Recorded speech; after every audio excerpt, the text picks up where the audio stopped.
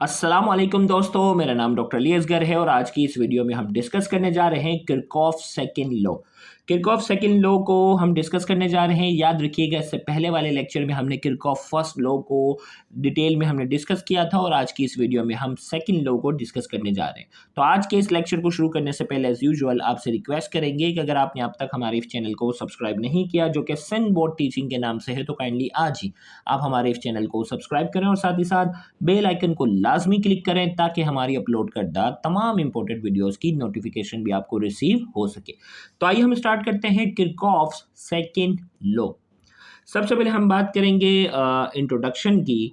The second law is also known as Kirchhoff loop rule और Kirchhoff voltage law. Kirchhoff के second law को Kirchhoff loop rule भी कहते हैं क्योंकि इसमें क्लोज लूप की अभी हम बात करेंगे, या इसे किरचॉफ वोल्टेज लॉ का भी नाम दिया जाता है। तो आइए हम इसके स्टेटमेंट की बात करेंगे। इसमें कहा जा रहा है the sum of electromotive forces in a loop equals the sum of potential drop in the loop. इस सेकंड लॉ में कहा जा रहा है कि इलेक्ट्रोमोटिव फोर्स जो कि बैटरी की मदद से जो आप दे रहे हैं ना, electromotive force in a loop equals the sum of potential drop in the loop, वो हमेशा किसके बराबर होगा? जितना पोटेंशियल ड्रॉप, जितना वोल्टेज ड्रॉप हो रहा होगा लूप में, वो हमेशा दोनों एक दूसरे के क्या होंगे? बराबर होंगे। जैसे यहाँ हमारे पास अगर इस डायग्राम में बात करो, ये हमने इलेक्ट्रोमोटिव फोर्स दिया ना, अब ये इलेक्ट्रोमोटिव फोर्स की मदद से जो एनर्जी यहाँ गई रेजिस्टर की मदद से, तो यहाँ एक वोल्टेज ड्रॉप होगा, यहाँ वोल्टेज ड्रॉप होगा।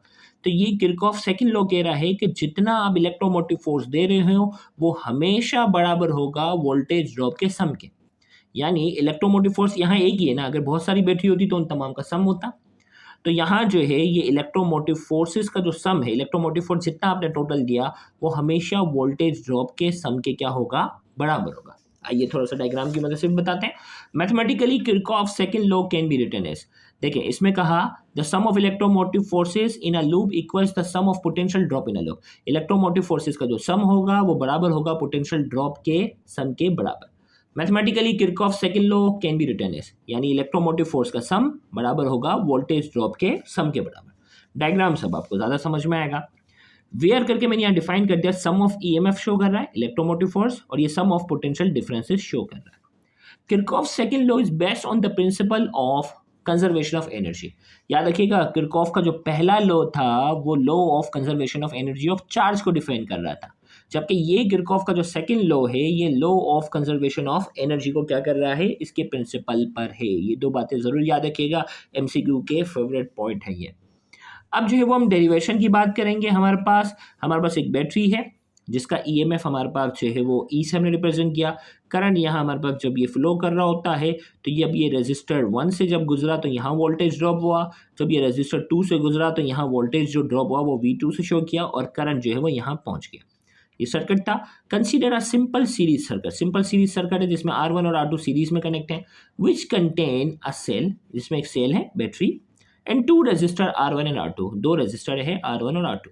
The current I must be the same all the way. Current जो है वो लाजमी जो है वो सीरीज में सेम होना चाहिए किरचॉफ फर्स्ट लॉ के मुताबिक। For this circuit we can write the following equation. इस सर्किट के लिए हम इक्वेशन कैसे लिख सकते हैं? E जो है वो बराबर होना चाहिए, देखें भाई, E जो है वो बराबर होना चाहिए किसके? V1 प्लस V2 के सम के बराबर। भाई यही कह रहा है ना कि वोल्टेज ड्रॉप के सम के बराबर होना चाहिए, तो E हमारा बराबर हो गया V1 प्लस V2। अब ओहम लॉ के मुताबिक V1 किसके बराबर है? V1 बराबर है IR1। भाई यहाँ करंट तो सेम होगा ना, सीरीज में करंट सेम होता है। किरचॉफ लॉ के मुताबिक जो है वो जितना सर्किट करंट जो है वो इन होगा उतना जो है वो क्या होगा? आउट होगा। तो हमारे पास क्या हो गया? V1 किसके बराबर हो गया? IR1। V2 किसके बराबर हो गया? IR2। तो यहाँ रख दिया IR1 और ये हो गया IR2। यहाँ हमारे पास ये जो है वो सेकंड लॉ की क्या बन गई? Equation. EMF of battery, EMF of the battery है ये ई शो कर रहा है इसे, ये किसके बराबर है? Sum of potential difference across the resistor. ये sum of potential differences across the resistor के क्या है? ये बराबर है। ये है किरचॉफ सेकंड लॉ। फिर हमारे पास जो है direction of current related numerical point of view से जो है वो याद रखिएगा, एमसीक्यू पॉइंट ऑफ व्यू, इसका किरचॉफ सेकंड लॉ से ताल्लुक नहीं है। सिंपल ये पॉइंट हम यहाँ कवर कर रहे हैं। Direction and sign, when the direction of motion is from negative terminal to the positive terminal, the EMF of the battery is taken as positive.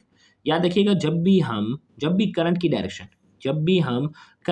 क्या करेंगे, व्हेन द डायरेक्शन ऑफ किसकी motion की बात हो रही है? करंट की। Is from negative terminal to positive terminal. Negative से पॉजिटिव टर्मिनल पे लेंगे तो EMF of the battery is taken as positive. EMF को हम क्या रखेंगे? प्लस में रखेंगे। अब देखो एरो यहाँ बता रहा है, यानी करंट कहाँ जा रहा है? नेगेटिव से पॉजिटिव की तरफ जा रहा है। ईएमएफ की वैल्यू हम न्यूमेरिकल पॉइंट ऑफ व्यू से हम प्लस में लेंगे। लेकिन हमने कहा व्हेन द, इसका अपोजिट कर लो, when the direction of motion is positive terminal to the negative terminal.